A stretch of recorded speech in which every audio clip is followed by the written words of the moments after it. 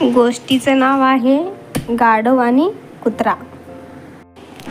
एकदा एक छोट्या खेड्यामध्ये एक कुंभार राहत होता. त्याने एक कुत्रा राखण करण्यासाठी व एक गाढव ओझे वाहण्यासाठी ठेवले होते. मालक बाहेरून आल्यावर कुत्रा हळूच भुंकून त्याचे स्वागत करीत असे. कुत्रा पळत जाऊन आपले पाय मालकाच्या अंगावर ठेवीत असे.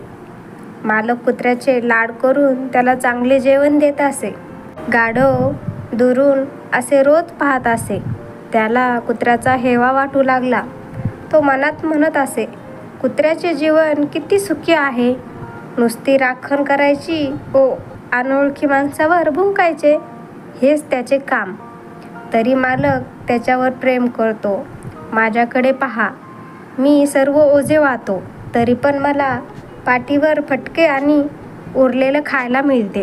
गाढवाने ठरवले, आपण कुत्र्यासारखे वागायचे, म्हणजे मालक आपल्याला चांगले वागणूक देईल.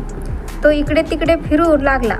अनोळखी माणसावर ओरडू लागला. मालक आलेले पाहिल्यावर गाढव त्याच्या स्वागतासाठी ओरडले आणि पुढे 2 पाय मालकाच्या अंगावर टाकले.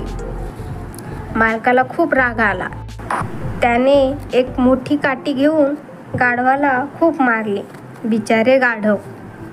तात्पर्य: दुसऱ्याचा द्वेष करू